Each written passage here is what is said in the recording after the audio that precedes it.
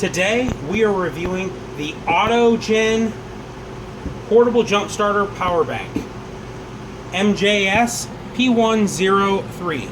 This isn't the top of the line model, but if I believe it's one or two tiers down. I'll have to double check the specs, but I believe this was supposed to be rated to 10-liter gas motor and like an 8-liter diesel or something, is whatever mumbo jumbo they made up. It's a Chinese jump starter lithium pack. A couple of things I actually like about it. By the way, I ordered it on Amazon. If you like it, want to purchase it, you use Amazon, please use the link in the description below. So I paid full price for this. I specifically chose this one because it was one of the higher rated models. I personally own a truck with a big block in it. I need lots of power to start if I do need a jump pack. And also I use it for work, customer cars and stuff. One of the things that I really like about this is it uses a, where is that friggin' thing, Noah? You were just on a jackass. What?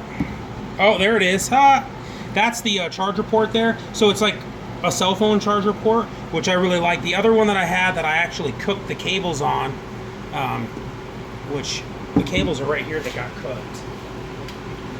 This is off the last jump pack. It wasn't this brand. I never even showed it on the channel. But this, something went wrong in this circuit board where it thought that the clamps were reversed. This looks a little heavier duty. These are 10 gauge wire. These are supposed to be 8 gauge. So although this says it's rated at 2,000 amps, I don't think 8 gauge wire is rated to take 2,000 amps at 12 volts. It sounds ridiculous, but whatever crazy shit they think up. Anyway, so it comes with some other shit. This is the case it comes with. It comes with like a 12 volt power outlet and you know, the charge adapters for laptops and all the Chinese bullshit comes with this. The only one, some of them come with like a little compressor, which I actually like the feature, like my old one, which I still can use because I still have the pack. But this I think is a 18,000 milliamp hour rated battery in here, which however that wants to translate out to how much shit you can power or whatever. Anyways, so to try to test this, we've got a bad battery, which I realize this isn't the right battery for the truck. The truck has a good battery and I didn't have a bad battery that fit the truck.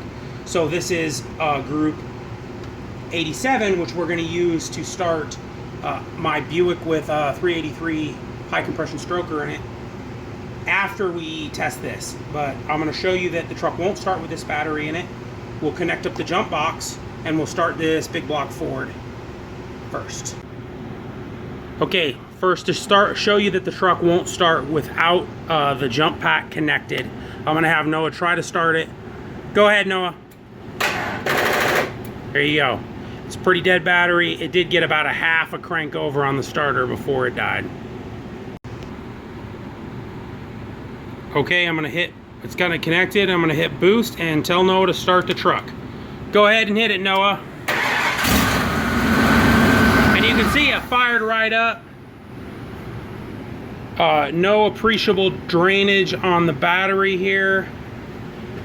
And next we'll go over to the Buick.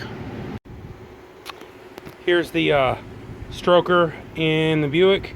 And I'm going to have Noah, you can see the battery's connected here. It's the same bad battery that we just started in my big block Ford. And we'll have Noah start it right now, or try at least.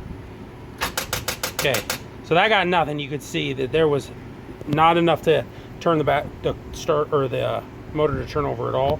We'll connect the jump pack and check it again. Okay, well, we were having a little ground problem. I moved it to the secondary ground that I have for a different style battery. I'm not even videoing where I'm looking or talking. But anyways, so I'm connecting the ground here. It just goes to the body over here. And then I got the power connected right onto the end. And I'm gonna hit boost and we'll give this another shot here. As soon as I hit this, I'll tell Noah to go. All right, hit it, Noah. And there we are, fired right up.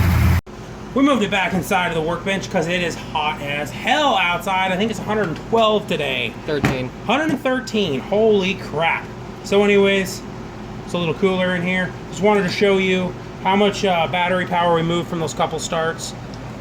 It dropped 1 bar out of the available 4. So it did take a significant amount of battery power, but overall, buy it or don't. I don't give a fuck.